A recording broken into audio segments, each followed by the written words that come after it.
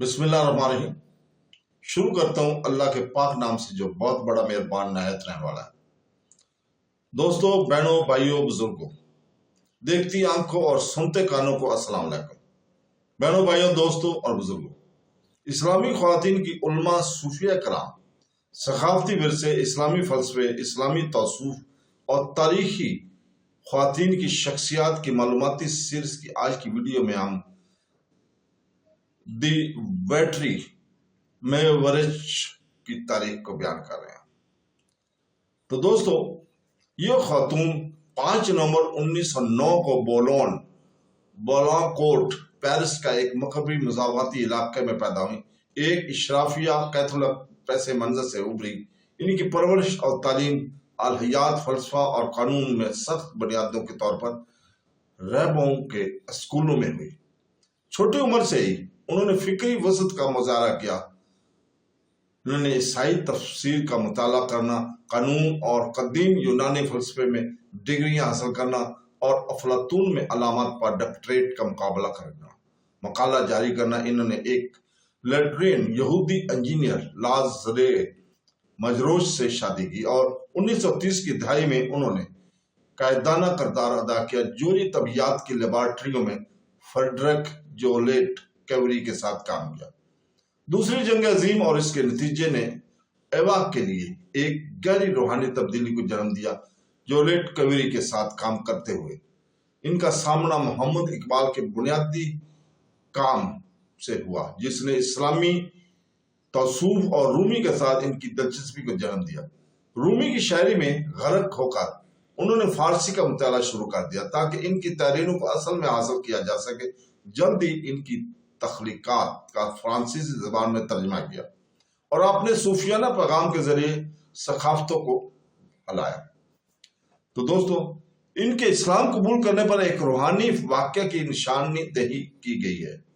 बरसों की गौर व फिक्र के बाद उन्होंने ख्वाब में देखा कि इनकी कब्र के पत्थर पर हवा, अरबी में एवा लिखा हुआ है और इसकी ताबीर इलाही अस्वाद से है, जिसके बाद इसने इस्लाम कबूल किया और नाम हवा अख्तियार किया।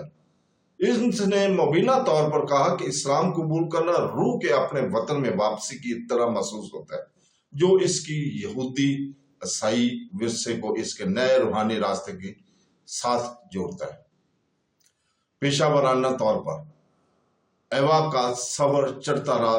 रूमी 1968 पर अपना मकाला मुकम्मल करने के बाद इसने 1969 से 1973 तक कैरा की अल-अज़हर यूनिवर्सिटी में पढ़ाया, CNRS की नुमाइंदगी की और इस्लामी स्कॉलरशिप के साथ अपनी मसरूफियात को गहरा किया। 1971 में इसने मक्का में हज किया और मदीना मुनव्वरा का दौरा के इस्लाम से पहले अपने तल्लुक को मज़ीद मजबूत किया। कई दहाइयों के दौरान उन्होंने इस्लाम, तसूफ और रूमी पर तकरीबन 40 किताबें और मतद इल्मी मज़ामीन लिखे। तो दोस्तों, इनकी गहरी रूहानी सब बंदी ने न सिर्फ इनकी तहरीरों में बल्कि इनकी सूफियाना वफादारियों में भी अजहार पाया। वो सूफी उस्ताद शेख हमजा अल कादरी अल पोतेची की शागिर्द बने। इनकी रहनुमा, जिसकी तालीमात इसके रूमी मरकूज रूहानियत के साथ गहरी से गूंजती है। इन्होंने लुइस मिसाइन और शेख खालिद जैसे नामवर स्कॉलर के साथ भी करीबी तल्लुकात कायम रखे। इनका 5 इंतकाल हुआ। 24 जुलाई 1999 को पेरिस में वाक़या अपने अपार्टमेंट में 89 साल की उम्र में इनका इंतकाल हुआ। इब्तदाई तौर पर इन्हें पेरिस के मज़ाफ़ाती इलाके में खामोशी से दफन किया गया। ताहम मेवाला के सेमेंट्री साय में आराम करने के इसकी पुरजोश ख्वाहिश को पूरा करते हुए इनकी बाकियात को तुर्की मुंतकिल करने के लिए इक़दाम किए गए।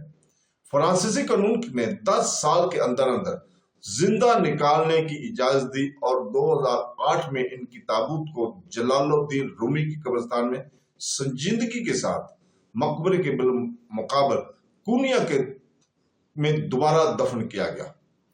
17 दिसंबर 1908 को میوانا کی برسی کے موقع پر ان کی نئی اعمارگاہ پر ایک سرکاری تقریب منعقد کی گئی۔ قبرستان جو کہ 1973 کا ہے، وہ جگہ جہاں وہ آج پڑی ہیں تاریخی طور پر ایک مدفن کے طور پر اہم ہے جو موری معززین سے منسلک ہے۔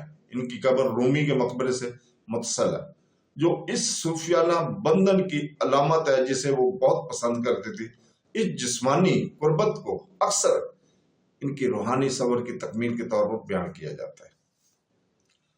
دوستو، رومی کی موجودگی کے زیر روحانی ماحول میں آرام کرنا، جس نے اپنا مقبرہ تعمیر کیا تھا، وہ روایتی سنتوں کے برعکس ایوا کا کوئی آرائشی مقبرہ نہیں ہے جس میں اہم فن تعمیر ہے، بلکہ خود قبرستان نے ترکی کے ثقافتی اور مذہبی حکام کی دیکھ بھال میں ان کی باقیات کو احترام کے ساتھ گلے لگا لیا۔ ان کی معمولی قبر کے نشان کی منتقلی اور تعمیر کی ناگرانی ترک حکومت کے اتحاد اور انٹرنیشنل فاؤنڈیشن کے ارکان نے کی۔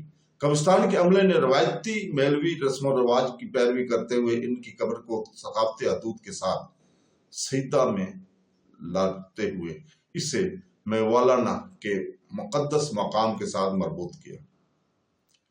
آج ان کی قبر مختلف ممالک سے آنے والے زائرین کو اپنی طرف متوجہ کرتی ہے۔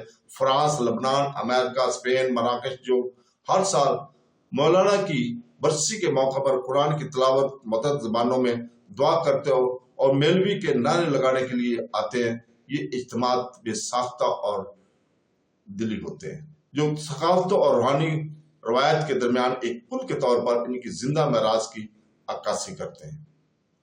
تو دوستو، خلاصہ یہ ہے کہ ایوا کی زندگی کی کہانی صوفی تصور میں سفر کی طرح کھلتی ہے۔ مغربی عالم میں مسلمان صوفیان پیرس کے دانشور سے مولوی شگرد تک، فرانس میں دور دفن ہونے سے رومی کے پہلو میں کونیا میں ہمیشہ کے لیے آرام کرنے تک، اگرچہ ان کے پاس کوئی پرتعیش مزار نہیں ہے، قبرستان میں ان کی قبر ایک روحانی مزار کے طور پر لیکن کام کرتی ہے، جو کہ ان کی مذہبی سفر اور بین المذاہب مراز کا زندہ ثبوت ہے۔ ان کے عاجزانہ آخری آرامگاہ ان کی زندگی کی حقیقی یادگار کی باشیات کرتی ہے۔ 40 کتابیں، لاتعداد ترجمے، مشرقی اور مغرب میں تعمیر کیے گئے پل اور سکون کی روح ہمیشہ کے لیے اس ماسٹر کی موجودگی میں جس کے لیے اس نے اپنی زندگی وقف کر دی تھی۔ تو دوستو، اس کے ساتھ ہی ہم کل تک کے لیے اجازت چاہتے ہیں، اور کل ہم سیدہ آمنہ حیدر الصدر کی سیرت اور ان کے مزار کی تاریخ کو بیان کریں گے۔